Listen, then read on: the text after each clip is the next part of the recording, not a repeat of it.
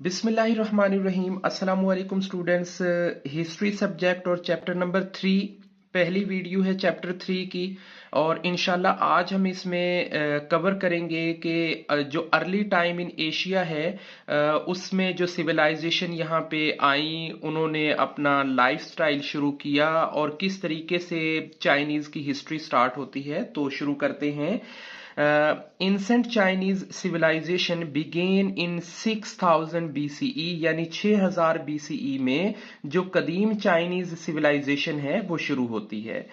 When people settled in the valley of the Yellow River, जब लोग इस valley दो पहाड़ों की दरमियान में जो जगह होती है उसे हम वैली कहते हैं। सो द येलो रिवर, अब इस येलो रिवर का चाइनीज में नाम क्या है? हैंग ही। हैंग ही बेसिकली नाम है येलो रिवर का। इन द नॉर्थ वेस्ट, जो कि नॉर्थ वेस्ट में लोकेशन की तरफ है, and the Yangtze river in the south, और जो दूसरा जो रिवर जिसके दरमियान में, ये बिल्कुल ऐसे है जैसे आप यूं लगा लें कि एक साइड में ये यॉन्स रिवर बह रहा हो और दूसरी साइड में ये येलो रिवर जा रहा हो। तो इसके दरमियान की जितनी सिविलाइजेशन थी ये चाइनीज सिविलाइजेशन है। ये बिल्कुल ऐसा है। अब इसी चीज को मैं थोड़ा सा आपको इस बुक के ऊपर जो मैप में दिया गया है, ये देखें, यहां पे जो रिवर की इंडिकेशन है ये येलो रिवर की है और ये यॉन्स रिवर की इंडिकेशन है। और इसके बीच में जितनी ये सिविलाइजेशन थी वो थी अर्ली टाइम ऑफ एशिया की सिविलाइजेशन। ये बिल्कुल ऐसे है जैसे हमने ईफारेट और टाइग्रस को हमने पढ़ा था कि उनके दरमियान में अकेडियंस थे और दूसरी सिविलाइजेशंस वहां पे पैदा हुई। River in the north west of the, However, ताहम no written account on this period, के कोई रिटन में कोई चीज हमें आर्कियोलॉजी में नहीं मिलती, कोई रिटन स्टेटमेंट हमें नहीं मिलती, is available to historians and archaeologist, के जो आर्कियोलॉजिस्ट हैं जो किसी राइटिंग के जरिए, किसी डिटेल के जरिए, किसी इंफॉर्मेशन के जरिए हिस्ट्री को रीड करते हैं, वो हमारे पास कोई रिटन स्टेटमेंट मौजूद नहीं है। अब रिटन स्टेटमेंट से मौजूद ऐसा था जैसे हैम्मुराबी ने अपना लॉ लिखा, वो रिटन स्टेटमेंट में था। इसी तरह से वो कुछ शक्लें बनाते थे, इनग्रेव करते थे, कुछ चीजों को लिखते थे, तो वो जो रिटन रिकॉर्ड आ जाता था उसे आर्कियोलॉजिस्ट रीड करते थे और आइडिया लगाते थे कि कितना अरसा पहले कुछ हुआ है। सो ऐसा कोई रिकॉर्ड हमारे पास नहीं है। लेटर, बाद में, पीपल स्टार्टेड कल्टिवेटिंग, के लोगों ने कल्टिवेट करना शुरू किया, ज़राअत शुरू की, खेती बाड़ी शुरू की, देयर फर्टाइल लैंड, अपनी जो जरखेज जमीनें थी, क्योंकि ये दो दरियाओं के दरमियान की जगह थी, ये वैली थी, पानी यहाँ पे था और पानी एक इनिशियल सोर्स होता है किसी भी इलाके में कल्टीवेशन के लिए। So the stone and the wooden tools, के कुछ पत्थरों के इन्होंने टूल बनाए खुदाई करने के लिए, कटाई करने के लिए, और कुछ वुडन टूल्स इन्होंने बनाए। ये अर्ली टाइम ऑफ एशिया की बात हो रही है, चाइनीज के अर्ली टाइम की। दे ग्रीव मिलेट। मिलेट बेसिकली एक ग्रेन क्रॉप है जिसे हम बाजरा बोलते हैं ना, उर्दू में हम बोलते हैं बाजरा। एंड द राइस, और इन्होंने चावल उगाया। अब देखें, राइस का नाम आपने और मिलेट का नाम आपने फर्स्ट टाइम पढ़ा इन जो चाइनीज सिविलाइजेशन है इसके अंदर। इससे पहले जो इजिप्ट सिविलाइजेशन थी या जो दूसरी सिविलाइजेशन थी वहां पे वीट, वहां पे बार्ले, बस वही दो जो फसलें हैं वो हो रही थी, वो क्रॉप्स ले रहे थे। लेकिन यहाँ पे बाजरा उगा रहे थे और राइस उगा रहे थे। And raised animals for a living, और ये इसे इकट्ठा भी करते थे अपने एनिमल लिविंग के लिए ना, अपने जानवरों के लिए चारे के तौर पर भी इस्तेमाल करते थे। इंसेंट चाइनीज वर कट ऑफ, वो कटे हुए थे, वो अलहदा थे। जो इंसेंट चाइनीज सिविलाइजेशन है ये बिल्कुल अलग थी from the rest of the world, के दूसरी दुनिया के साथ। By the mountains, in mountains की वजह से, डेजर्ट्स, इन सहराओं की वजह से, कि इसके ऊपर गोपी डेजर्ट सहरा है, वहां से भी ये सबसे अलहदा हो जाते थे। एंड ओशियंस, और इस साइड में समुद्र आ जाता था, यहां से भी ये अलहदा हो जाते थे। And very unique and different culture as they were not influenced, के इनका बिल्कुल कल्चर यूनिक रहा, इनका ड्रेसिंग, इनका खाना पीना, इनका लाइफस्टाइल ये बिल्कुल अलग रहे। मतलब इसमें इजिप्ट सिविलाइजेशन का ट्रेंड नहीं है, इसमें समराइंस का ट्रेंड नहीं है, इसमें हमारा मोहनजोदाड़ो जो इंडस वैली सिविलाइजेशन है उसका ट्रेंड नहीं है। सो ये बिल्कुल यूनिक सा कल्चर रहा है इनका। As they were not influenced, और ये मुतासिर भी नहीं हुए। इन्फ्लुएंस्ड का मतलब होता है कि किसी चीज का किसी दूसरी चीज से मुतासिर हो जाना। एनी अदर सिविलाइजेशन और कल्चर, किसी सिविलाइजेशन या कल्चर से इनको कोई फर्क नहीं पड़ा। दे थॉट, वो ये सोचते थे, China was the centre of the universe. इनके ख्याल में चाइना दुनिया का, यूनिवर्स का बिल्कुल सेंटर है, दरमियान है, मिड है। इनका ये ख्याल था कि हम बिल्कुल सेंटर में रहते हैं। पेज नंबर 21 पे हमें मैप भी दिया गया है, जिसमें हमें येलो हाईलाइट से एक्सप्लेन भी किया है कि जो इंसेंट सिविलाइजेशन ऑफ चाइना है वो कहाँ पे आबाद है। उम्मीद है कि हमें 21 नंबर पेज की अच्छे से रीडिंग समझ में आ गई होगी।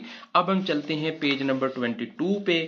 22 पे जो हमारे पास सबसे पहले आउटलाइन है वो timeline of ancient dynasties of the China है, कि जो जो रियासतें, जो जो हुकूमतों का टाइम यहाँ पे आया वो एक टाइम लाइन के साथ है। आज हम सिर्फ दो को रीड करेंगे, वीडियो लेंथी हो जाएगी। एक शाई, जिसे हम 2070 से लेके 16 BCE तक रीड करेंगे, और दूसरा शैंग को रीड करेंगे जो 16 से शुरू होती है और ऑलमोस्ट 1046 BCE तक जाती है।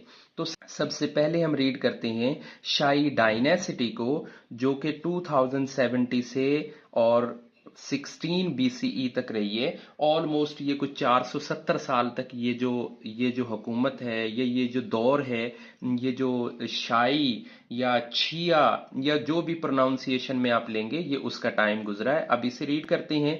द शाही और Hsia dynasty is the first dynasty in the traditions of China's history, कि ये चाइना की हिस्ट्री में, चाइना की तारीख की ये पहली डायनेसिटी है, पहली हुकूमत है, पहला रोल है, पहला दौर है, यानी ये फर्स्ट पीरियड इसे आप कह सकते हैं।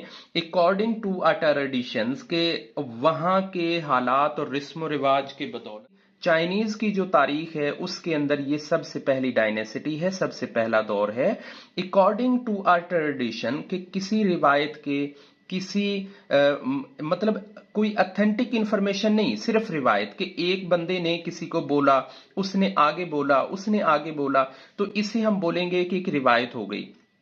यू हु लेटर बिकेम, जो बाद में जाना गया as a Yu the great, Yu the great, अजीम तरीन यो मीन उसका नाम है। अब ये चाइनीज के नाम भी इसी तरह से होते हैं। Was appointed by a imperial, के एक बादशाह के तौर पर उसे अपॉइंट किया गया। Of the time, that time, उस वक्त। टू डाइवर्स होता है किसी चीज की शक्ल को बदलना, तब्दील करना। डाइवर्सिटी मतलब तब्दीली, किसी चीज को अलहदा कर देना।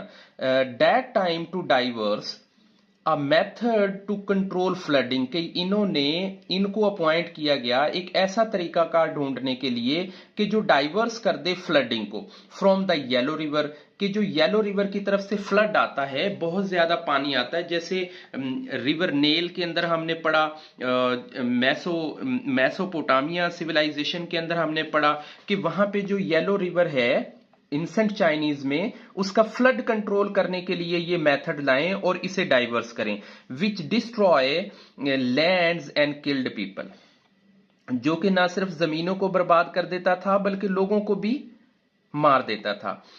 इट टुक 14 ईयर्स फॉर यो, उन्होंने 14 साल का टाइम लिया टू कंस्ट्रक्ट, तामीर करने के लिए, कैनाल, नहर तामीर करने के लिए 14 साल लगे। And lead the water from land to sea, और किस तरह से ये पानी को लीड करके लेके गए। लीड करना होता है किसी चीज को, रहनुमाई करना, किसी चीज को डायरेक्शन देना। सो इन्होंने पानी को समुद्र तक लेके जाने के लिए 14 साल के टाइम में कैनाल जो है वो तामीर की, ताकि हम फ्लड से बच जाएं, ताकि हमारे जो नुकसान है उससे बच जाएं।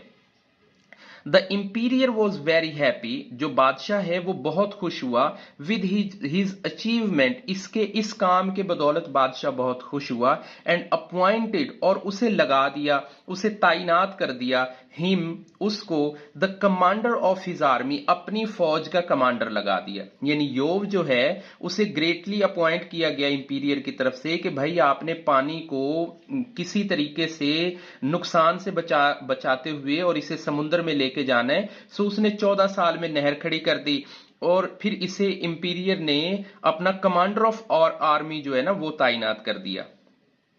यो डिफीटेड द आर्मी। अच्छा, पहला काम तो यो जो है इस योव ने पहला काम तो ये किया कि इसने कंस्ट्रक्ट की कैनाल, इसने नहर खुदाई कर दी और बादशाह और वहां के लोग बड़े खुश हुए। अब सेकंड इसका जो टास्क था वो क्या था? Yu defeated the army of hostile tribes. अब हॉस्टाइल ट्राइब्स बेसिकली ऐसे ट्राइब्स होते हैं, हॉस्टाइल ट्राइब का मतलब ये होता है कि अनफ्रेंडली, अग्रेसिव किस्म के जो लोग होते हैं, जो जाहिल उजड़ होते हैं, या जो सोशलाइज नहीं होते हैं, जो लड़ाई झगड़ा करते रहते हैं, यानी ऐसे कबाइल, ऐसे ट्राइब्स जो लड़ाई झगड़ा करते हैं, कत्लो गारत करते हैं। So Yu defeated the army of the hostile tribes, कि इसने जो लड़ने झगड़ने वाले ट्राइब थे, जो हमलावर हो जाते थे, जो अटैक्स करते थे, उनको भी इसने खत्म किया एज ए रिवॉर्ड। और फिर इसके रिवॉर्ड में जब उसने नहर खुदाई कर दी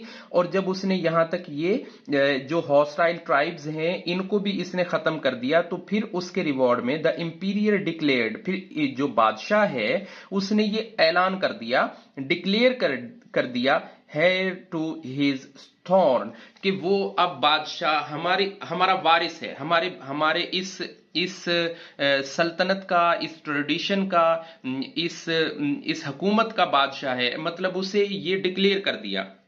यानी हमने इस पैराग्राफ के अंदर एक शख्स के बारे में रीड किया जिसने अपनी अक्लमंदी के बदौलत एक बादशाह का दर्जा हासिल किया, कि उसने फ्लड को कंट्रोल किया, उसने नहर खुदाई की और उसने हॉस्टाइल जो ट्राइब्स थे उनको भी खत्म किया और फिर वो बादशाह बना। ही लीड द फाउंडेशन ऑफ शाई डायनेसिटी। इस योव ने बेसिकली, ये जो योव है जिसे डिक्लेयर कर दिया था बाद में इंपीरियर के तौर पे, तो इसने शाई डायनेसिटी की बुनियाद रखी और रूल्ड किया 45 ईयर्स, 45 साल इसने अपनी हुकूमत को जारी रखा। The Xia dynasty is overthrown. Overthrown का मतलब होता है फेंक देना, ओवरथ्रोन का मतलब होता है मुअज्जिल कर देना, ओवरथ्रोन का मतलब होता है हटा देना। कि जैसे आप ये समझें कि ये जो बादशाह है, जब ये बादशाह बन गया और इसने 45 ईयर्स तक हुकूमत की, तो इसे हटा दिया गया ज़ियू से। यानी ज़ियू कोई बंदा आता है जिसने इसे हटा दिया, इसे अलग कर दिया, इसे हुकूमत से बाहर निकाल दिया, इसे सेपरेट कर दिया। So the Xia dynasty was overthrown, कि ये डायनेसिटी खत्म होती है तब जब ज़ू फाउंडेड द शेंग डायनेसिटी। इसने ओवरथ्रो कर लिया, इसने ऊपर काबू कर लिया और अपनी शेंग डायनेसिटी इसने बनाई। अभी फिलहाल हम यहां तक रखेंगे, इंशाल्लाह नेक्स्ट वीडियो के अंदर हम अगला टॉपिक क्लियर करेंगे। तब तक के लिए अल्लाह हाफिज।